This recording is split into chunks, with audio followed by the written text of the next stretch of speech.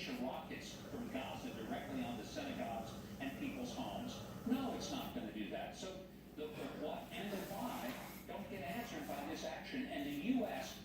not only betrayed Israel, but it acted in a cowardly way by standing by, arms crossed, and watch our friend get the ever-living daylights and the devil beaten out of him at the United Nations Security Council. Yes, in fact. So as far as the はい。 United ない。 Nations, is it no longer a legitimate forum? What do you want to do? I think it's time to either say, if you're not going to really deal with the serious problems of the planet, then go out of existence. Give that money back to the nations. Let them feed hungry children. Let them pay hospital bills. But I go back to my point, Sandra. When the UN isn't addressing human rights abuses, religious liberty abuses in China, when they say nothing about the slaughter of Christians, even in Egypt that helped sponsor this, when they say nothing about what's happening in Aleppo, and they do nothing to get involved, then what's the point? And Governor, and I want to, just a few seconds left here, but what does this relationship look like under President Trump just a few weeks to go? I think Trump makes it very clear. The United Nations is only going to be an international irrelevant bully and take sides with the most irrational radicals, give voice to the Iranians when they walk in and a speech is made on the UN floor that denies the Holocaust. Then they've seen the last check from the United States. And if they can operate, well then fine, but figure out what country they'd like to headquarter in. Because we're not going to tie up the traffic of Manhattan any longer for their ridiculous, abusive attitudes toward peace and freedom. Governor Huckabee, it's good to see you. You've had a long day. I think I started my day with you on the Fox Business Network this morning, so very good to see you, sir. Thank you for being here. Thank you, Sandra. Take care. All right, joining me now to react, Richard Fowler, a Fox News contributor and senior fellow with the New Leaders Council. Richard, you've been listening to all of this. The UN is obviously facing some serious backlash from the president-elect with that tweet about the UN just being a club for people to get together and have a good time. And we're also hearing from some top Republicans about what to do next. Your take? Well, noticeably absent from the top Republicans are former Secretary of State, nothing from Condoleezza Rice or Colin Powell. And I suspect the reason why that is, Sandra, and that's to do with the fact that they understand the United Nations serves a real purpose in preserving global peace. Now, if you think about the most likely scenario of state-acted nuclear war between India and Pakistan over the Kashmir region, and the United Nations is the only operation that's stopping that. It's the sort of the stopgap between the two. It's a stop sign between the most likely scenario of nuclear war. Beyond that, the UN had worked on anti-terrorism. We've had over 16 different treaties with the United Nations to help to make sure that we work on regulations to stop airplane hijacking, and on and on and on. So I think Republicans, and I think this incoming president, before they judge the United Nations, maybe they should take a trip there and figure out what they do. Do you think that the anger is unfounded, Richard? Well, don't get me wrong. I think that there's angers on both sides of this one resolution, but to condemn an entire organization for one action, it seems to be a little bit of an overreach. Well, one Secretary of State you will be hearing from is John Kerry, and he is going to be speaking publicly on this tomorrow morning, it is expected. What will he say? What do you expect will come from him? Well, I think what John Kerry will say is he will use his years and years of experience to talk about what needs to be done by the next administration to make sure that we preserve some sort of peace in the Middle East.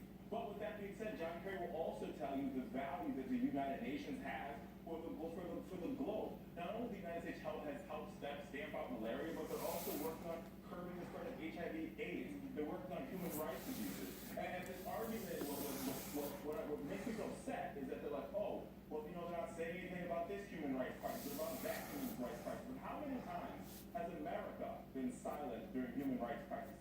During the Darfur crisis, the George Bush administration was completely silent. We had a pin drop at the White House about the millions of Sudanese that were killed. So before we go around throwing stones about people speaking out about atrocities, let's be very clear that there's a lot of times we didn't speak out, which is why we created the United Nations to begin with, because during the Holocaust, a lot of countries remained silent. And we created the UN to make sure that we could actually have global peace where all the countries can come together and sit at the table. And as the world's leading democracy and as a leader of the free world, it's our job to continue to fund an organization that at least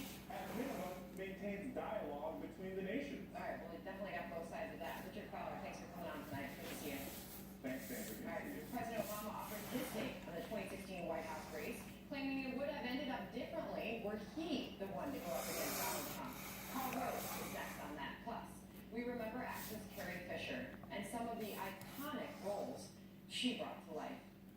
You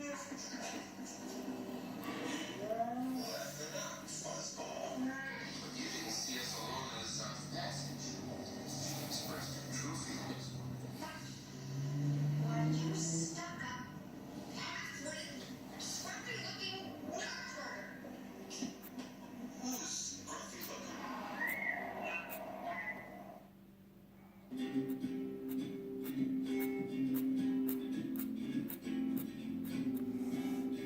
Looks like we're about to start anew.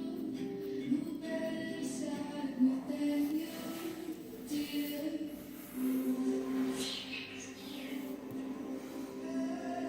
This season, start a new tradition. Experience the power of Infinity now, with leases starting at $3.90 a month. Infinity, empower the drive. Introducing Lean 13 from Nutrisystem. Lose up to 13 pounds in your first month, guaranteed. Lose up to 13 pounds fast with the new Lean 13 from Nutrisystem. Your 13 can turn into 20, 30, 50, even more. Anne-Marie and I lost 50 pounds on Nutrisystem. You'll see results right away. Count, measure, meetings? No, not with Nutrisystem. Order your 28-day plan right now and we'll rush you Lean 13. Get specially designed meals, plus 1 week of new NutriCrush bars and Crush Cravings free. And 1 week of Turbo Shakes to bust belly load free. Bye-bye, stubborn belly fat. Call or go online in the next 2 minutes and we'll even throw in FedEx shipping free. Lose up to 13 pounds and 7 inches overall your first month. Your first 13 pounds? Gone. Go online or call 888-828-BIN right now and get new Lean 13 with bars and shakes free. Type 2 diabetes? Listen up. We're not professional athletes, but that doesn't mean we're giving up. I'm in this for me. For me, along with diet and exercise, Farxiga helps lower blood sugar in adults with type 2 diabetes, lowering the A1C by up to 1.2 points. Do not take it allergic to Farxiga. If you experience symptoms of a serious allergic reaction such as rash, swelling, difficulty breathing or swallowing, stop taking and seek medical help right away. Do not take Farxiga if you have severe kidney problems, are on dialysis, or have bladder cancer. Tell your doctor right away if you have blood or red color in your urine, or pain while you urinate. Farxiga can cause serious side effects, including dehydration, genital yeast infections in women and men, serious urinary tract infections, low blood sugar, and kidney problems. Stop taking Farxiga and call your doctor right away if you have signs of ketoacidosis, which is serious and may lead to death. I'm in this for my family. I'm in this for me. Ask your doctor about Farxiga and learn how you can get it for free.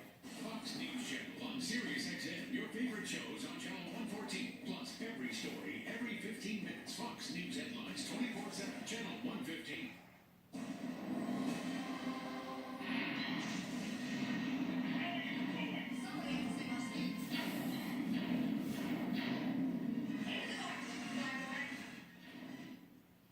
Well, breaking tonight, that was Carrie Fisher in her most iconic role as the beloved Princess Leia in the original Star Wars movie. The actress passed away today at the age of 60. Her death coming 4 days after suffering a devastating heart issue while on a flight from London to Los Angeles.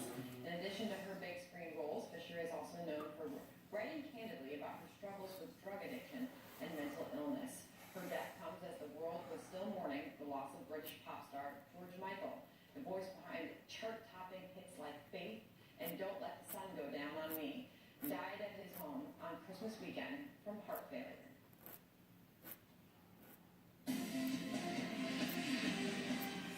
And developing tonight, President Obama getting candid about how an Obama-Trump White House race could have shaken out. In an interview with longtime advisor and friend David Axelrod, the president says if he had been able to run for a third term, his message of unity would have prevailed. I'm confident that if I had run again and articulated it, I think I could have mobilized the majority of the American people to rally behind it. I know that in conversations that I've had with people around the country, even some people who disagreed with me, they would say the vision, the direction that you point towards is the right one. I'm joined now by Karl Rove, former Deputy Chief of Staff under President George W. Bush and Fox News political contributor, and back with us, Julie Radinsky, a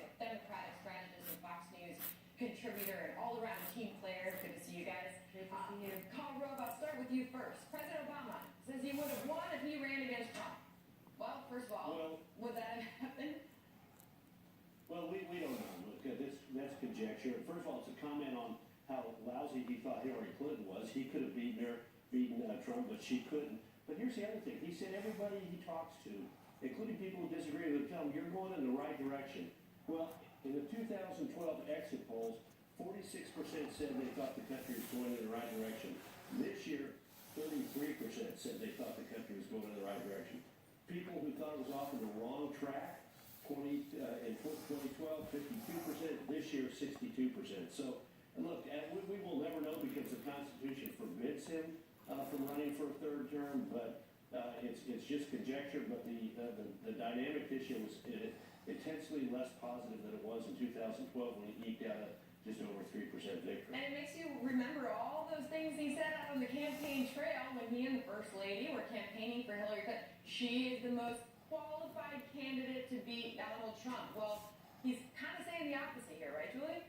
Well, first of all, I don't think you could see me do an eye roll all the way from here, but who cares? I mean, as Carl pointed out, this is a complete hypothetical. Carl is right. It was more of a statement, I think, about her candidacy than it was about anything else. Look, if you look at his numbers, he's at 54% in average approvals. Trump is at 44.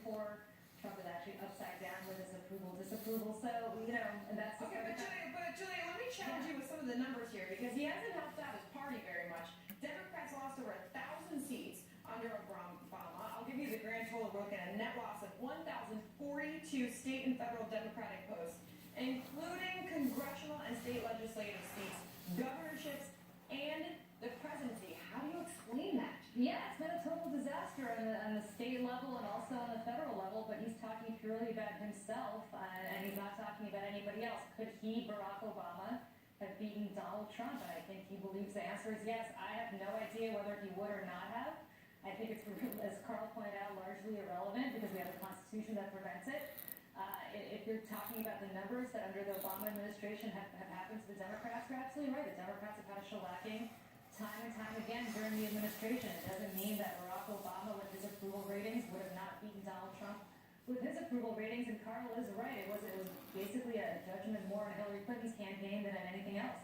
I mean, Carl, this is a lot of admissions and concessions on Julie's part. We don't hear that very often. Well, we know, and frankly, she's conceding the things that I haven't said. I don't think this was entirely on the grounds of Hillary Clinton being a lousy candidate. That's true. But only 28% of the voters wanted a president who would continue Barack Obama's policies. 48% wanted a new president who would move in an explicitly conservative direction in the exit polls. I'd make two other quick points. President Obama hit the campaign trail like we have not seen in probably 50 or 60 years an ongoing chief executive campaign for his successor. And his campaign stops are a roadmap to Democratic defeat. Florida, North Carolina, Ohio, Pennsylvania, Michigan. Most of the places he went were most of the places where the Democrats came up short. And the final point I'd make is this.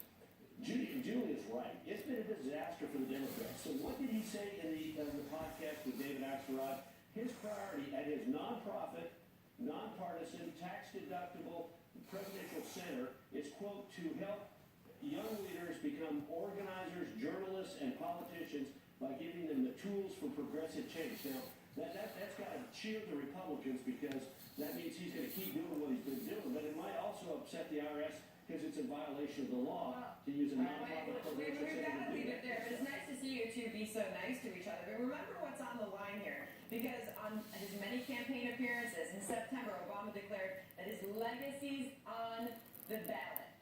So he's trying to step in and shore up something. Great to have both of you here. Good to see you both. Great to see you. Thank you. Still ahead of university professor posted a disturbing